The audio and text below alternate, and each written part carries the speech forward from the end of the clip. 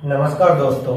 आज की क्लास में हम पढ़ेंगे मस्कुलर डिस्ट्रोफी, जो कि पहले हमने पढ़ा था सेरेब्रल पाल्सी के बारे में। सेरेब्रल पाल्सी क्या है, सेरेब्रल पाल्सी के कारण क्या है, होने के टाइप्स कौन कौन से हैं, जिसमें 3 टाइप्स भी बताए थे। और आज की क्लास में हम पढ़ेंगे चैप्टर 2 का अगला टॉपिक है, वो है जो मस्कुलर डिस्ट्रोफी, मांसपेशीय क्षरण। मांसपेशीय क्षरण क्या हुआ, इसकी खोज कब की गई है तथा ये किस उम्र के बच्चों में सबसे ज्यादा होता है और बच्चों में इसका क्या प्रभाव पड़ता है, सबसे बड़ी चीज तो उसके बारे में पढ़ेंगे तथा इसके बारे में इसके प्रकार भी पढ़ेंगे और इसके प्रकारों के लक्षण भी हम डिटेल में पढ़ेंगे। तो स्टार्ट करते हैं। मांसपेशीय क्षरण सर्वप्रथम 1890 में पहचानी गई थी। जो मस्कुलर डिस्ट्रोफी है उसको 1890 में सबसे पहले पहचानी गई थी। एक वंशानुगत बीमारी है जो धीरे धीरे उम्र के साथ बढ़ती रहती है। ये एक वंशानुगत बीमारी है, यानी कि वंश दर वंश चलती रहने वाली बीमारी है, जिसको जो उम्र के हिसाब से बढ़ती जाती है।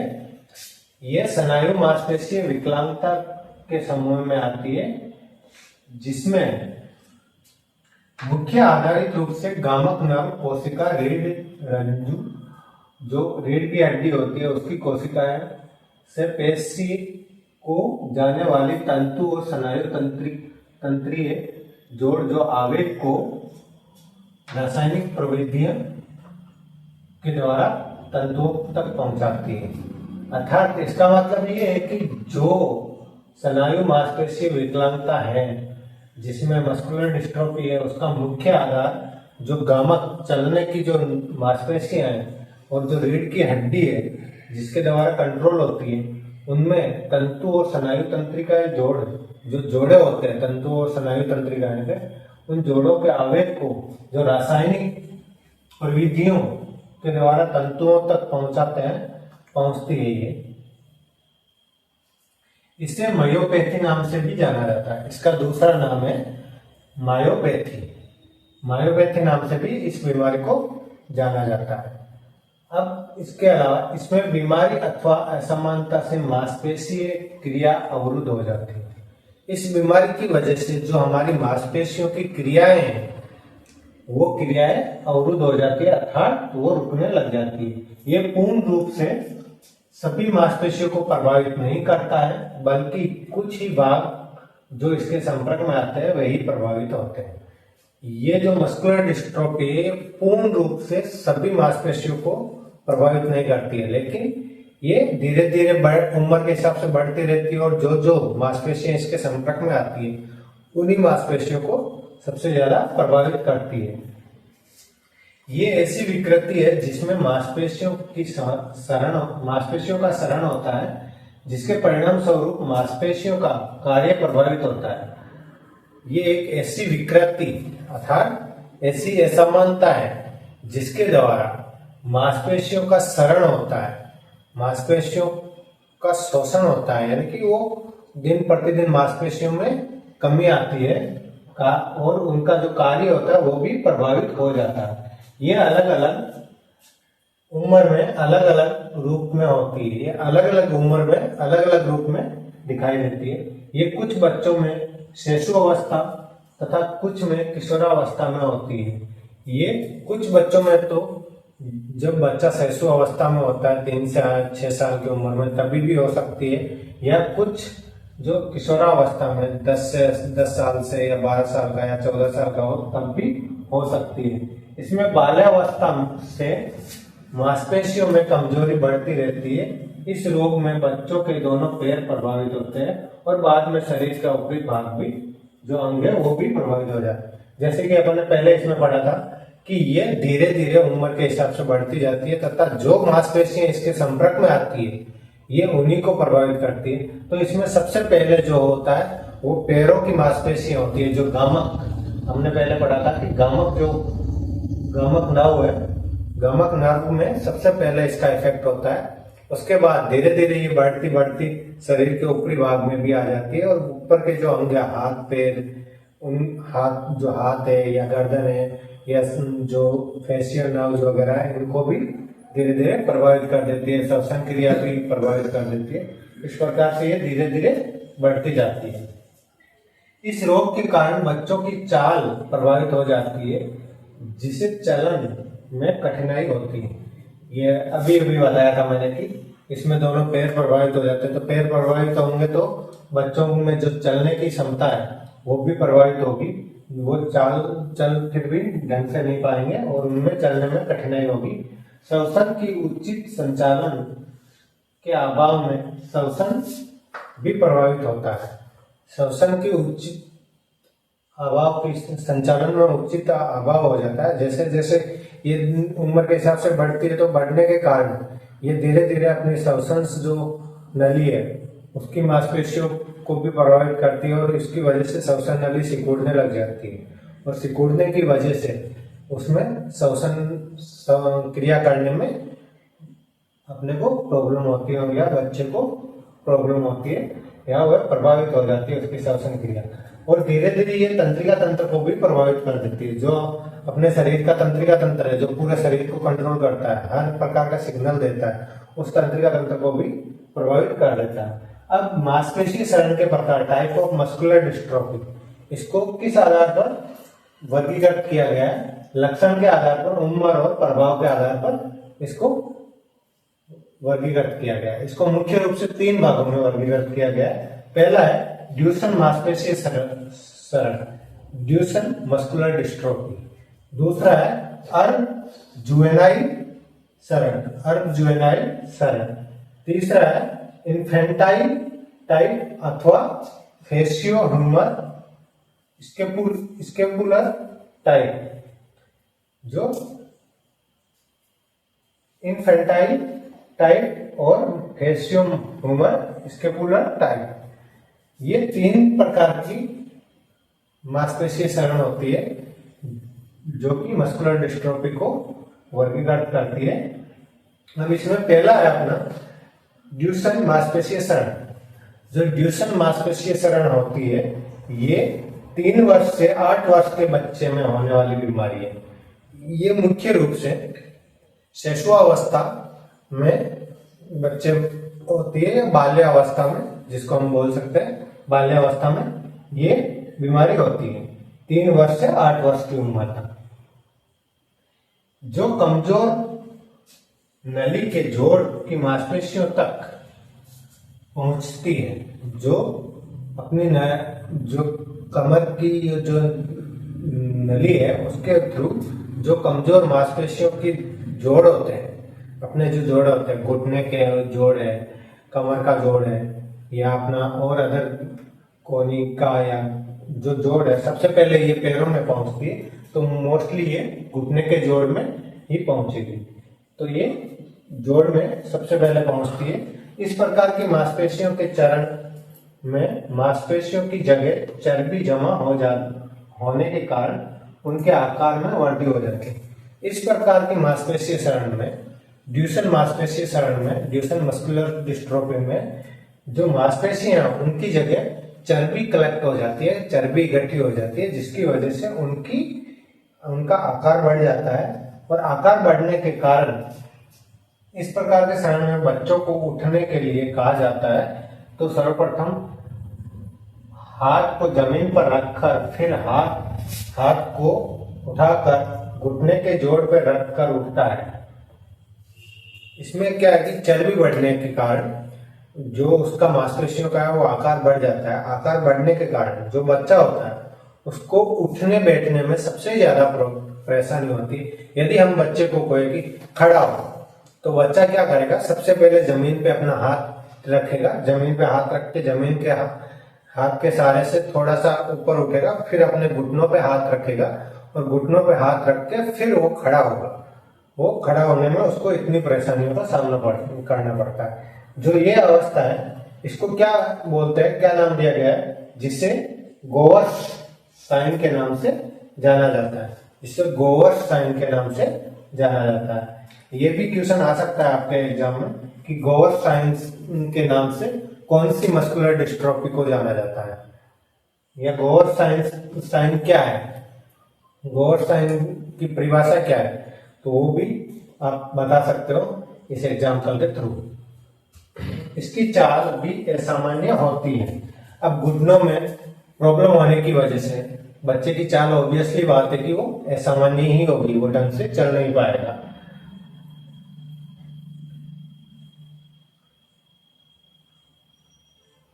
चाल को बेडलिंग चाल के नाम से जाना जाता है। जो चाल होती है बच्चे की इस कंडीशन में, तो उस चाल को हम किस नाम से जानते हैं? बेडलिंग नाम से, बेडलिंग चाल के नाम से जाना जाता है। कभी कभी श्वसन क्रिया भी प्रभावित होने से बच्चे की मृत्यु हो जाती है। कभी कभी क्या होता है कि जब ये बहुत ज्यादा बढ़ने लग जाती है तो उस कंडीशन में क्या होता है कि ये घुटनों से ऊपर आके श्वसन क्रिया को भी प्रभावित कर देती है और बच्चे की उस कंडीशन में मृत्यु भी हो जाती है। ये एक जानलेवा बीमारी भी है। इसको क्या बोलते हैं? जानलेवा बीमारी भी बोलते हैं। तो इसके बाद इसके लक्षण पढ़ेंगे हम। इसके लक्षण क्या क्या है इसके। अब जो ड्यूचेन मस्कुलर डिस्ट्रोफी है उसके लक्षण क्या क्या है?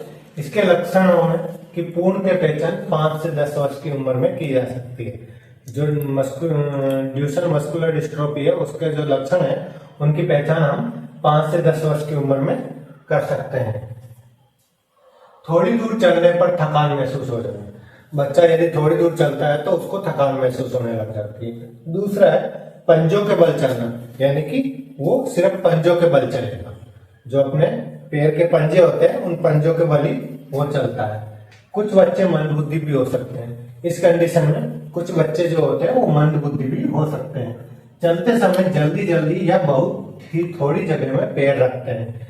चलते समय या तो बहुत जल्दी जल्दी चलेंगे या बहुत छोटी छोटी जगह पे पैर रख के वो चलेंगे। इस कंडीशन में बच्चा लंजू पंजू होता है। सॉरी, बच्चा जो है वो लंजू पंजू होता है, जिससे दौड़ने पर गिर सकता है। लेकिन कि लंजू पंजू का मतलब होता है एकदम ढीला डाला, कि यदि उसको दौड़ने का बोले ना तो वो गिर जाएगा। इस तरीके से इस सब का कुछ ऐसा मीनिंग नहीं है, बट इसका मतलब ये है कि बच्चा एकदम ढीलापन, बच्चे में बहुत ढीलापन होता है। उसकी जो मस्कुलर है मांसपेशी है वो प्रॉपर रूप से अपनी जैसे एकदम स्ट्रेट होते हैं, वैसे वो बच्चा स्ट्रेट नहीं हो पाता, एकदम लंजू पंजू होता है, तो वो दौड़ते वक्त गिर भी सकता है, जो दौड़ने पर गिर सकता है।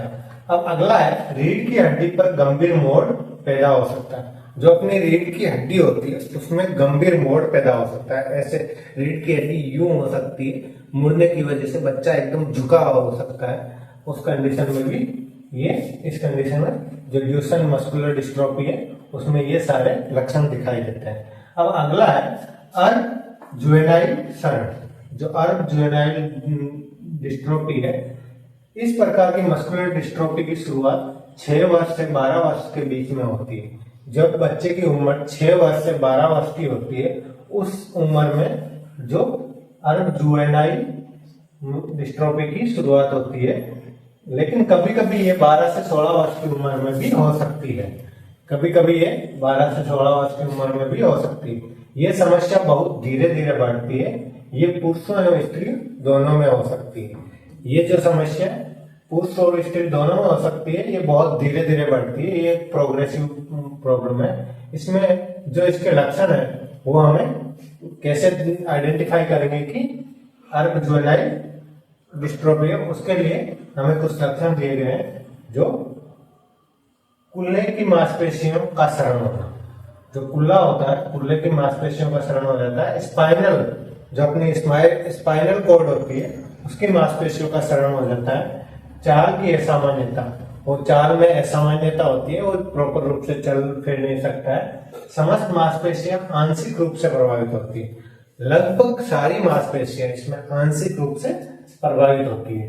तो इन 4 कारणों से हम बच्चे में पहचान सकते हैं कि उसमें अर्ब जुवेनाइल शरण या अर्ब जुवेनाइल डिस्ट्रोफी है, मस्कुलर डिस्ट्रोफी है। तीसरा जो प्रकार है इसका वो है इन्फेंटाइल टाइप। इन्फेंटाइल टाइप ये मुख्य रूप से छोटे बच्चों को प्रभावित करती है। जो बच्चा बाल्य अवस्था में होता है या शिशु अवस्था में होता है, उस अवस्था में सबसे ज्यादा ये इन्फेंटाइल टाइप जो शरण होती है ये प्रभावित करती है। लेकिन कभी कभी 10 वर्ष के बच्चों में भी मांसपेशीय शरण हो सकती है। लेकिन कुछ ऐसी कंडीशंस होती है, उन कंडीशंस में ये जो इन्फेंटाइल टाइप की जो शरण है, डिस्ट्रोफी है, वो 10 वर्ष के बच्चों में भी हो सकती है। अब इसको आइडेंटिफाई कैसे करेंगे, इसके भी कुछ लक्षण दिए गए हैं हमें कि इसको हम आइडेंटिफाई कैसे करें। आंख पूरी तरह बंद नहीं होती है। यदि बच्चा सो रहा है तो उसकी आंख पूरी तरह बंद नहीं होगी, या थोड़ी बहुत खुली रहेगी, या आंखें एनी टाइम उसकी खुली ही रहेगी।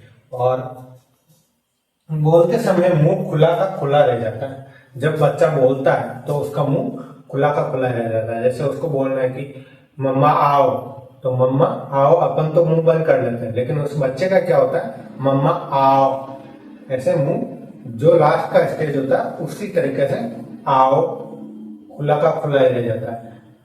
तो ये इसका दूसरा कारण है। कंधे एवं भुजाओं की मांसपेशियों में भी शरण होता है। जो कंधा और भुजा होती है उनकी जो मांसपेशियां होती है उसमें भी शरण होने लग जाता है, और शरण होने की वजह से वो प्रॉपर रूप से उसके हाथ काम नहीं कर पाते हैं। ओष्ठ मोटे, कमजोर एवं लार युक्त होते हैं। आपने देखा होगा किसी बच्चे के होठ जो होते हैं, अपने लिप्स होते हैं, वो बहुत मोटे होते हैं और लार टपकती रहती है, प्रॉपर रूप से वो निकल नहीं पाता है तो उसके लार भी टपकती रहती है। ये सारे लक्षण इसी जो इन्फेंटाइल टाइप मस्कुलर डिस्ट्रोफी है उसके हैं। तो इस प्रकार से हमारा मस्कुलर डिस्ट्रोफी का जो टॉपिक है वो कंप्लीट होता है। इसमें हमने सारे के सारे मस्कुलर डिस्ट्रोफी की खोज कब हुई थी, मस्कुलर डिस्ट्रोफी का क्या होती है, मस्कुलर डिस्ट्रोफी में कौन कौन से प्रकार होते हैं, मस्कुलर डिस्ट्रोफी में जो प्रकार है उनके कारण क्या क्या है, उनको कैसे आइडेंटिफाई करेंगे, किस उम्र में होता है, कौन कौन सी एज है, वो सारा हमने पढ़ लिया है। तो इसी प्रकार हमें ये पता चला है कि हम मस्कुलर डिस्ट्रोफी को, जो बच्चे हैं हमारे पास, यदि कोई बच्चा आता है तो हम उस बच्चे को कैसे आइडेंटिफाई करें। तो ये सारी चीजें जो अभी बताई है क्लास में, उनको देख कर आप पता कर सकते हो कि कौन से बच्चे में कौन सी मस्कुलर डिस्ट्रोफी है। जैसे अभी अपन ने पढ़ा है, लोकोमोटर डिसेबिलिटी पढ़ लिया है, पोलियो पढ़ लिया है, सेरेब्रल पाल्सी पढ़ लिया है, और उसके अलावा ये मस्कुलर डिस्ट्रोफी पढ़ लिया है। 4 प्रकार की डिसेबिलिटीज हमने पढ़ ली।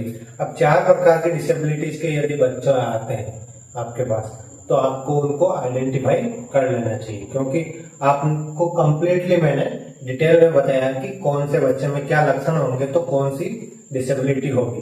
लोकोमोटर में क्या लक्षण होते हैं, पोलियो में क्या लक्षण होते हैं, सेरेब्रल पाल्सी में क्या लक्षण होते हैं, और मस्कुलर डिस्ट्रोफी में क्या लक्षण होते हैं। अब लोकोमोटर के भी टाइप क्या है, और जो पोलियो के टाइप क्या है, और पोलियो किस वजह से होता है, कौन सा संक्रमण वायरस है वो, और उसके अलावा जैसे सेरेब्रल पाल्सी के टाइप कौन कौन से हैं, किस किस आधार पर सेरेब्रल पाल्सी को डिवाइड किया गया है, और उनमें कौन कौन से टाइप की सेरेब्रल पाल्सी होती है वो भी आपको कंप्लीटली बताया गया है। और इसके अलावा ये मस्कुलर डिस्ट्रोफी के बारे में भी हमने डिटेल में जानकारी ले ली है।